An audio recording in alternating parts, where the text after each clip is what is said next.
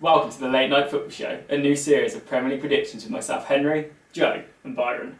This week we've got some exciting fixtures, starting off with the North London derby. Joe. So Arsenal-Tottenham is an iconic game for any fans, but we've got a Gunners and a Spurs fan on board with me. So what do you think, how do you think derby games affect the clubs? So derby games, I think, affect clubs. They're more for the fans these days. If you go back 5-10 years ago, the likes of Henry, Vieira, Petit, those players wanted it. I don't see that same level in the Arsenal team today, but it still just means equally as much for the fans.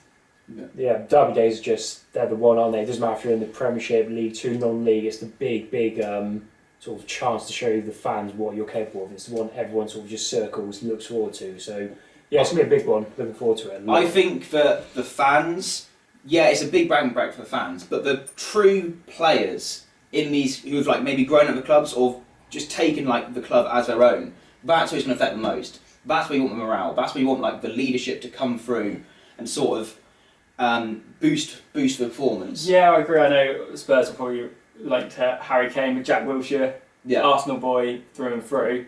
You can see this game means something to him. Yeah. And that's a big quality that's needed. Exactly same with obviously with Kane, obviously Spurs through and through, and obviously results of that, obviously he scores in near enough all the derbies against Chelsea. Arsenal, he loves the derby because he actually commits to it. Which talking about players, who do you see as the key players for these squads? For me, in this game, Arsenal need to start Lacazette, Sanchez, and Ozil as a front three. I don't think defensively or in the midfield we're good enough to match Spurs. But our aim needs to be these two playing together looked deadly.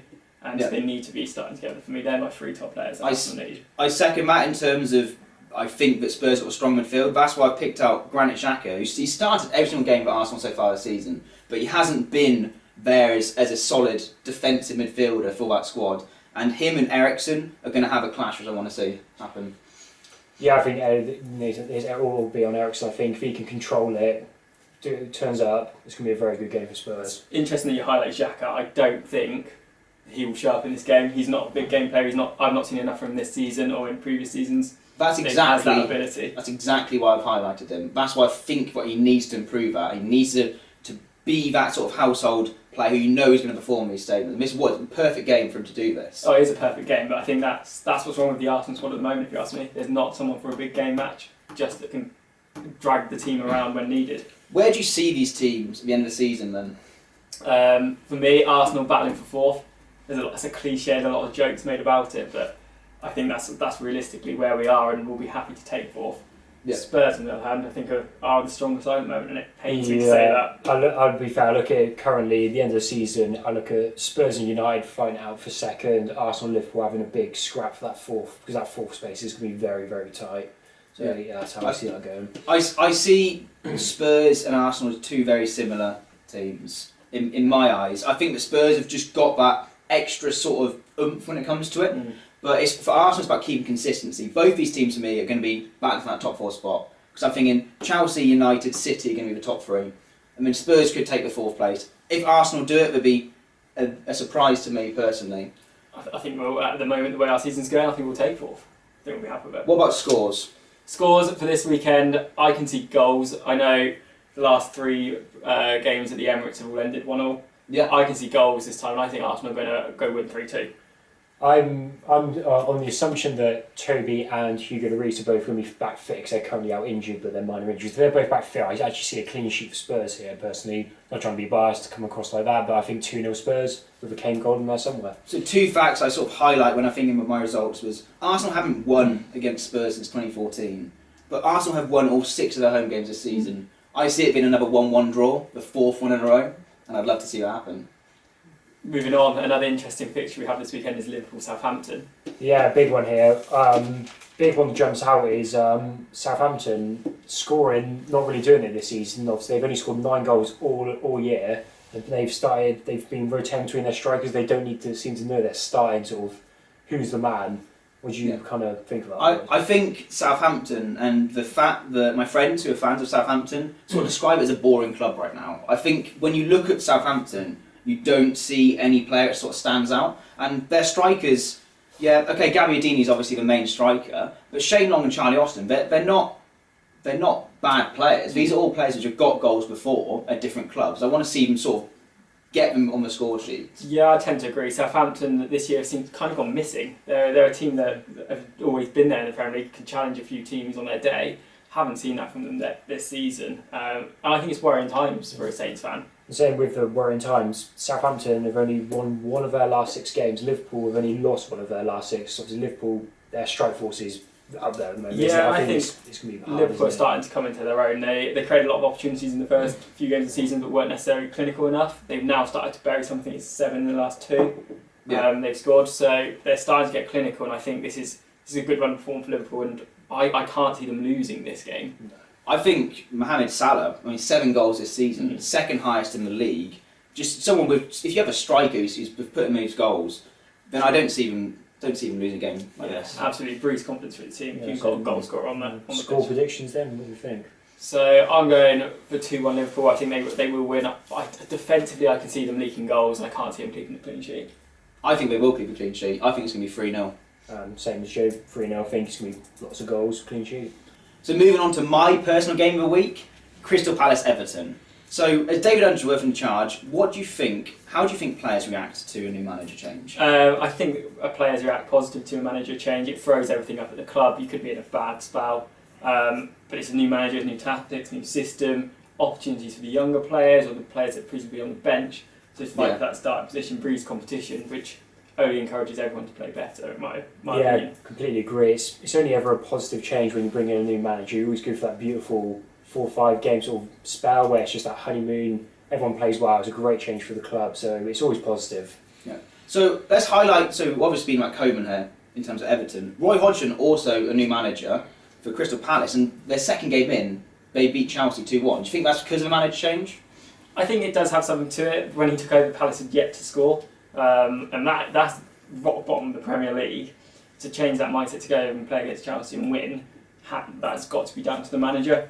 Yeah. I don't see Palace having that natural leader on the pitch. 100%. And linking on to that question, what do Palace need to do to win games? Yeah. Only 1 win so far this season. They are creating opportunities, but they're not clinical enough. They have solved some of their defensive issues under Hodgson already. I think he just needs a little bit more time to build with that team. It's had the international break, so I think if he can just get a few clinical.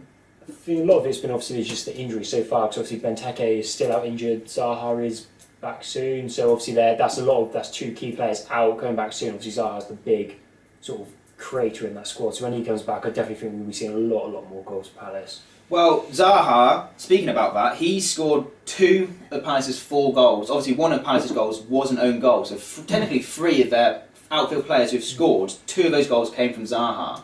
But linking away from Zaha a bit, how important is it for a team to have a leader on pitch? And do you see that with Crystal Palace? It's massively important, and no, I don't. And that's where I think they are struggling. They're a team that need. You look at Newcastle, Lacazette over the last 4, 5, 6 weeks really has taken that captain's role upon himself, and really he's the man they will look to. And I don't see that in the Palace squad. Yeah, there's no standout leader. You look like all the great squads back in the day. Obviously, looking like United back in the day, they had Roy Keane, big men who just set the tone, let their squad know this is how we're going to play. Palace don't have that player at all, really, do they? Well, even looking at Everton, they got Wayne Rooney back, and he just oozes confidence in that side. Whereas Crystal Palace, of course they got win against Chelsea, but then they haven't really built off the back of that since then.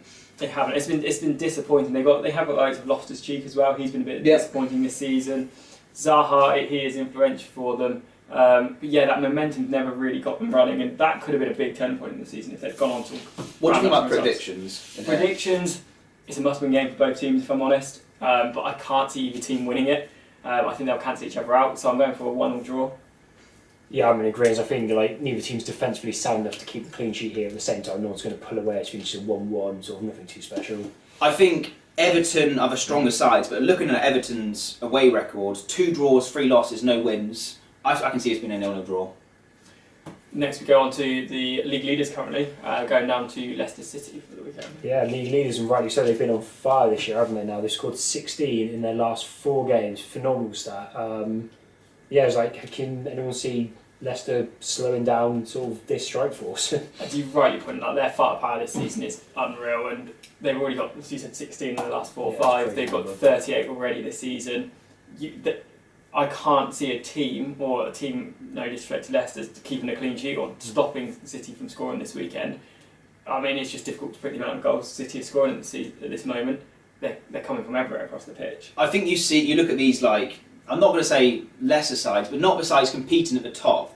And Leicester, out of those squads, like to play football. I don't think they've got the same structure they did have underneath Ranieri.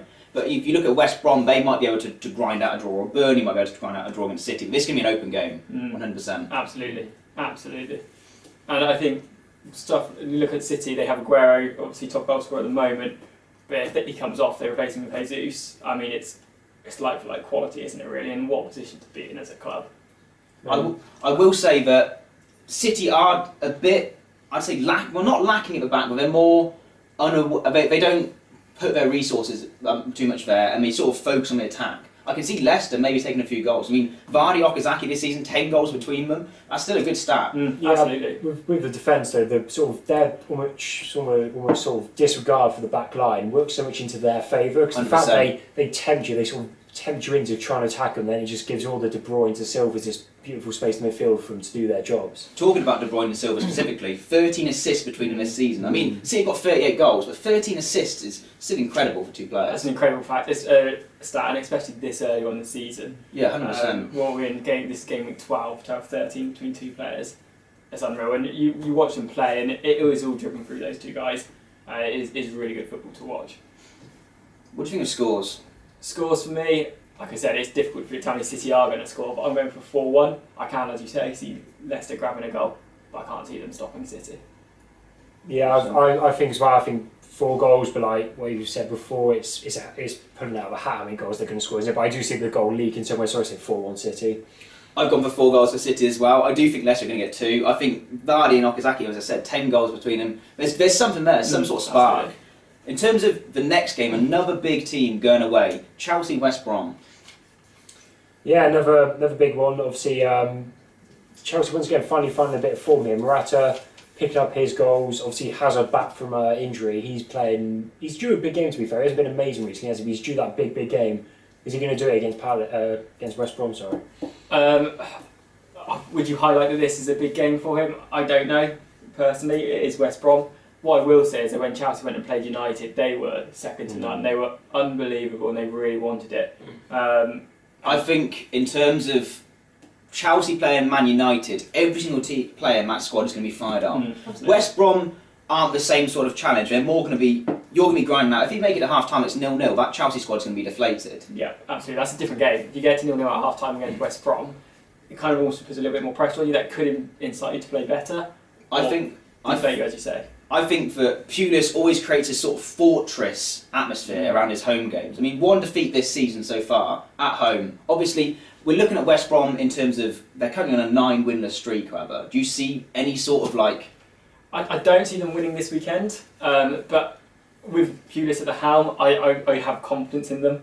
I think he's just a manager that if there's a team that you're going to be in that area of the Premier League and you've got Pulis behind you, I'll be quite happy as a West Brom fan with him there. Yeah, I think they're aiming for the draw here, aren't they? I can't see Chelsea losing this one, but a draw would definitely be on the cards. I think under Pulis at home, he can set them up very well. If it gets to half time 0-0, it's definitely open up. Saying that, I've gone for a 3-0 Chelsea win. I think it's all, as you were saying, if Pulis sets up and is in the first half, it's 0-0, that's when you can see the draw. But 3-0 win yourself. What about you, Byron? I'll go a bit low. I say 2-0, 3, anywhere around that mark. I think eventually, obviously, it will be a struggle. Once they break down through that one goal, it'll be sort of like the floodgates open, it all comes apart. I think it's a battle between the 2 keepers in this game. Foster and Courtois, 4-3 clean sheets between them. I think it's going to be 1-1. I think Pulis will do it. Moving on to the south coast, we've got Bournemouth versus Huddersfield. It's a very tight one coming up here. Obviously, both teams sort of. You don't really know what to make of their season so far. No one's really proved themselves yet.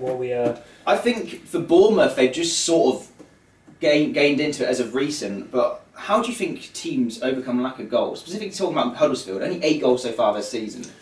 Well, jumping there, I think the big problem with Huddersfield is obviously they've had the same sort of problem as striking problem with Southampton. They haven't really known their striker. The first few games, they started Mooney because obviously he was the man, got him up from the Championship into the Prem. But obviously now they're in the Prem, this sort of the target man role doesn't really work in the Prem. So obviously all the centre backs very smart, a lot stronger than the Championship. Obviously he's been struggling. They've had to change that, and it's sort of that transition into their new strike force. I feel adding on to that, it's more that in the Championship, the target man has players around him. But if you're Huddersfield and you're playing away at Chelsea, away there, your target man's going to be left alone, isolated by himself quite a lot, and you can't have these opportunities where you can head it down to someone to his side or something along those lines. But to counter all of this, Huddersfield are great defensively as well. They've only conceded 15 all season, which is they may have only scored 8, but they don't leak goals either. So when they do get an opportunity and take it and have a goal, they go out and grind out a result. Taken away from that, every time they've scored, they have got points. So you can clearly see that there's something there. When they do get the goals, maybe it's the first goal in the game, they can sort of shut up shop and grind a result out. Absolutely, and to answer your initial question of how they overcome the lack of goals, is about that being working as a unit defensively to not leak goals, and it's getting that balance. Yeah. Let's talk about the EFL Cup. Currently Bournemouth in the quarter-finals. How does a team like Bournemouth manage their resources? I personally, EFL Cup hasn't got the same weight as some of the other trophies in the league. I don't see it being a hindrance to the club. They still have a big squad, enough of rotation. They're not playing the likes of. They're playing lesser teams most of the weeks. Yes, it's a quarter-final, but it's not something for me I would be worrying about that is going to affect the fitness of the Bournemouth players. Yeah, I think so much it's just not that important at this stage for them, because right now, obviously, especially with the money that's in football these days, the benefit, the outweighing sort of winning a small cup like that versus maybe finishing 4 to 5 spaces higher in the Premiership is a massive money difference, and for them it's not really worth the risk, is it? Especially if one of the big players were to get injured in that game, is it worth losing a Defoe for 3-4 months just to get around to the next round of the cup? I don't personally see it as a priority for them. To further your point, I think it also depends on who they're playing in between. If they're playing like a Chelsea or something like that at the weekend, then maybe you can put the resources into the cup and focus on that. But if it's a case of they're in a relegation battle and as a manager you believe in a relegation battle and you're playing against a Palace or a Swansea, then I think you should definitely focus more on that game than on the cup. Completely agree. What about the scores for this game then? I've been actually impressed with Huddersfield this season. They've had a good win against United. And again, I see them nicking a goal and winning 1-0. I think their defensive unit will keep out that clean sheet. Personally, I think both teams are going to be really well drilled at the back, so I actually see a ball draw here. I see a ball draw. I think it's going to be 2-1 Bournemouth. I think Bournemouth, as I said, have sort of kicked into gear as of recent. I can see this going 3 goals. So going on to Burnley-Swansea. Burnley, for me, have personally been my surprise team of the season. They currently have the 4th best defensive record in the league. Has this been a surprise to you, Joe? I think it's not been a surprise in terms of the goals they conceded. It may be a surprise in terms of the 4th best, but Sean Dyche for me is one of those managers who's really well drilled and he likes to keep that sort of strict line at the back, and I'm really impressed by Burnley. I think so much with Burnley, with the teams that are well drilled, it's a beauty in itself watching these teams. Watching the Cities, the Spurs, United, who are very free-flowing attacking. It is beautiful and fun to watch. Sometimes you've got to appreciate the teams who don't have that talent. They just have to set up in these formations. Everyone knows their roles. They play off each other. They know their job and they get the jobs done. Well, if I'm a Burnley fan as well, I'm joined on points with Arsenal and Liverpool at this point in the season. I'm thinking it doesn't matter what type of style we play. If I get a win or if we get a draw against one of these big clubs, then I'm perfectly happy. Yeah, and I think that's a really key point you play on there. Sometimes it's not the style of the man how you get results, it's getting the results which matters. But moving on to Swansea, they've lost their last 3 and they're in desperate need of a win. Do you see that happening this weekend? I think the way Burnley are playing right now, it's going to be difficult for Swansea. However, Swansea have beaten Burnley the 4 times they've played each other in Premier League. And that's something to look at maybe if these two teams were sort of struggling at the same time, but you're looking at one team which got solid form and one team which doesn't, and I can see Burnley definitely being the better. With the lack of goals to Swansea, obviously Bonnie's returned to them, he's slowly he's currently injured, coming back slowly, he's not quite there, but you think they'd be creating a lot more chances, because their midfield isn't half that bad. They've obviously, Tom Carroll's been there for a few years, got him from Spurs, he's a solid player, obviously got this Ronaldo Sanchez on loan. You think he's meant to be, you expect a lot of big things from him, but it's just they're not creating the chances. There's nothing really there. No, absolutely. And when you say about they've only 88 shots all season, converting 7 of them, that's a big worry. And you're playing a team, Burnley, who have been great defensively. I can't see them bagging a goal at all this weekend. Any ideas on the scores from you? I think we've got to also look at Nick Pope before I say the scores. 4 clean sheets for a player. He's a second keeper, came in. He's played 8 games, 1 off the sub bench. 37 saves as well in this game, so it's not even a defence. 37 saves versus 88 shots. You're thinking this is going to be in favour of Burnley 2-0. Byron. Yeah, well, I see 2-0 as well. Burnley's so drilled at the back. Swansea, I can't see them breaking it down, grind out the result, do their job, walk home with the 3 points. I'm also seeing a Burnley win, but I'm going to go for the 1-0 this weekend. Now moving on to a big game for another reason. Newcastle Man United. Maybe a game which you see a few years ago being a tight match. What do you think, Byron? Yeah, it's obviously a long time ago, obviously a decade ago, 10 years ago, whatnot. This is a feisty affair. Now, obviously, completely different situation. United, obviously, on this run, trying to chase City, aren't they? Trying to put that pressure down, so they're going to be out trying to put their mark down on this game. Yeah, absolutely. And how important is it that United get a result here for that title challenge? City 8 points clear at the moment. Obviously, Huddersfield, but they just drew against Huddersfield. But I see Newcastle as that with Rafa Benitez in charge. I can see Newcastle being that well-drilled team. Obviously, only conceded once in the first half so far this season. But on the other end of the spectrum, Man United, 5 wins out of 5 at home, 15 goals scored, 0 goals conceded. It's going to be tricky. It's definitely been a tricky game. Absolutely. And do you think what's going on with Newcastle at the moment? As a Newcastle fan yourself, started the season really well, but lost their last 2. I think it's more in terms of we've been found out. I think we're looking, specifically in our midfield, Shelvey and Ritchie are our 2 playmakers, but as soon as teams sort of put pressure on them, that's where we sort of crumble. I mean, right now, Lascelles is our joint top goal scorer of 2 goals. And having a defender as a goal scorer is good, but not in terms of a top goal scorer. 3 goals between our 3 main strikers this season in 11 games is something which you wouldn't even expect of just a 1 main striker to score. So I think that's where we're going wrong.